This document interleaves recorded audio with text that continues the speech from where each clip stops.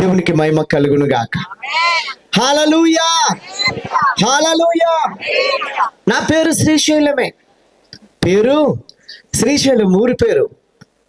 కానీ శ్రీశైలం అనబడే నేను ఎందుకు యేసుప్రభు గురించి చెప్తున్నాను అంటే, నేను ఏదో మతం మారిపోలే, లేదంటే ఇంకేదో మారిపోలే, ఇంకేదో చేయలే. హల్లెలూయా. నా బతుకు మారింది. దేవునికి మహిమ కలుగును గాక. ప్రకటన గ్రంథం 1వ అధ్యాయం 6వ వచనంలో ఈ విధంగా రాయబడింది. ఒకసారి చూద్దామా? ప్రకటన గ్రంథం 1వ అధ్యాయం 6వ వచనం.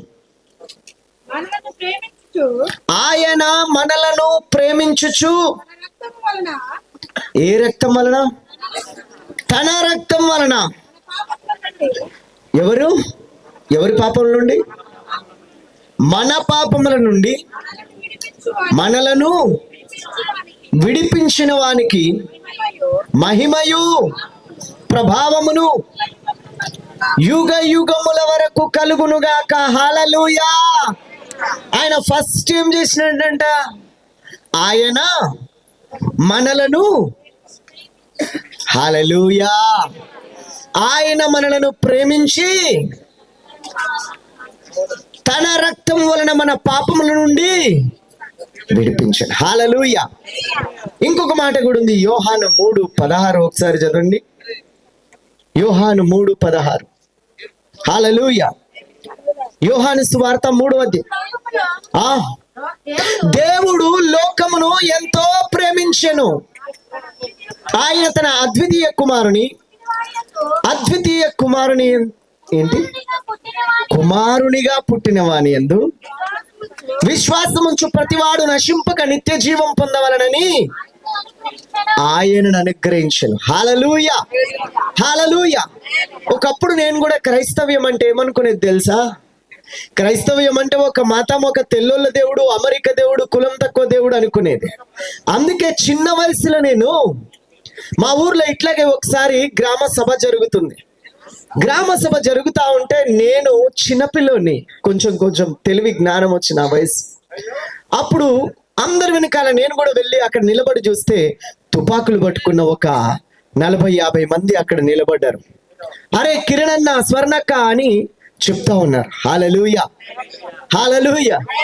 వాళ్ళు ప్రజలను ప్రేమిస్తారు. వాళ్ళకు అన్యాయాలు జరిగినా, అక్రమాలు జరిగినా ఊరుకోరు కదా. హల్లెలూయా, హల్లెలూయా. అక్కడ నిలబడి నేను చూస్తా ఉన్నా. వాళ్ళ దగ్గర తుపాకులు ఉన్నాయి. ఆ పక్కనే గోసి గొంగడేసుకొని పాటలు పాడుతా ఉన్నారు. హల్లెలూయా. దేవునికి మహిమ కలుగును గాక. ఆ చిన్న వయసులో నాకు అనిపించింది, నేను కూడా పెద్ద అయితే అన్నను కావాలి, తుపాకు పట్టుకోవాలి, నక్సలైట్ కావాలని అనుకున్నా. హల్లెలూయా. ఈ విషయం అంతా నేను మీతో పంచుకోవడానికే వచ్చిన.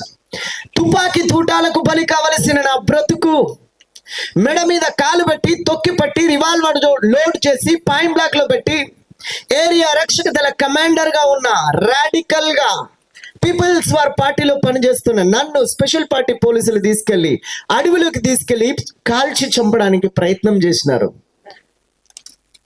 తుపాకీ తూటాలకు బలి కావలసిన నా బ్రతుకుని ఈ రోజు ఇక్కడ నిలబెట్టినాడు.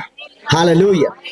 23 సంవత్సరాల క్రితం మంటికి మన్నైపోయి నా సమాధి మీద పెద్ద పెద్ద చెట్లు మొలవాల్సిన పరిస్థితి. కానీ ఈరోజు బ్రతికున్నా. తుపాకీ బట్టిన ఈ చేత బైబిల్ పట్టిన, ఈ చేత్తో బైబిల్ను పడేసిన, వాళ్ళు పంచే ఆ పత్రికలు, ఆ పేపర్లు తీసుకొని చించి పడేసిన. హల్లెలూయా.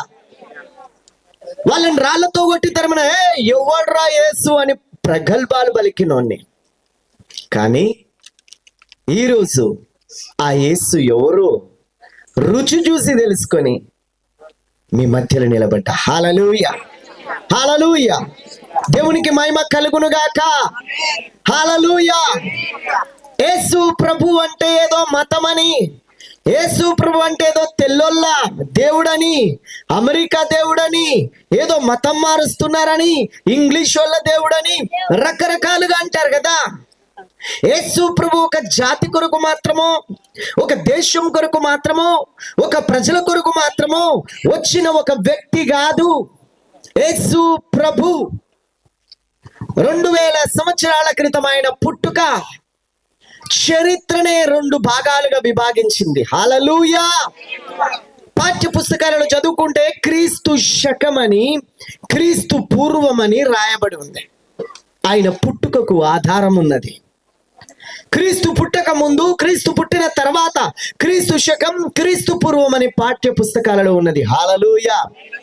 ఆయన పుట్టినాడు ఈ భూమి మీద. విశ్వం పట్టజాలని సర్వశక్తుడు ఆయన. హల్లెలూయా.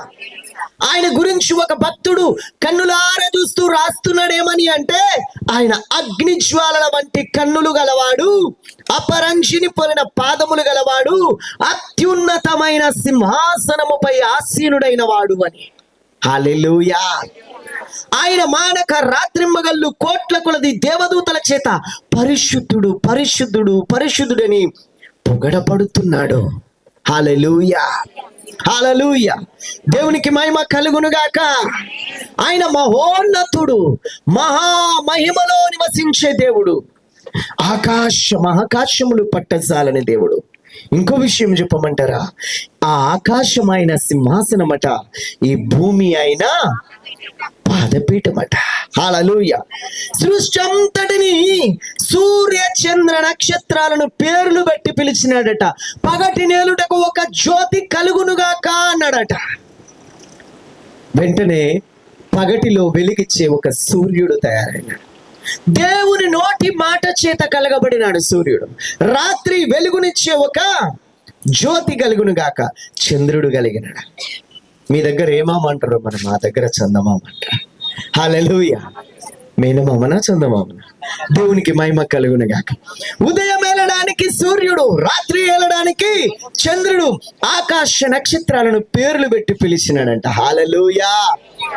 సూర్యుడు కలుగునుగాక, చంద్రుడు సమస్తము కలుగునుగాక, కలుగునుగాక, కలుగునుగాక అని పేర్లు పెట్టి పిలిచిన దేవుడు, నోటి మాట చేత సృష్టిని కలగజేసిన దేవుడు. హల్లెలూయా. హల్లెలూయా. చీకటిని వెలుగును వేరుపరచినవాడు, జలములను వేరుపరచినవాడు.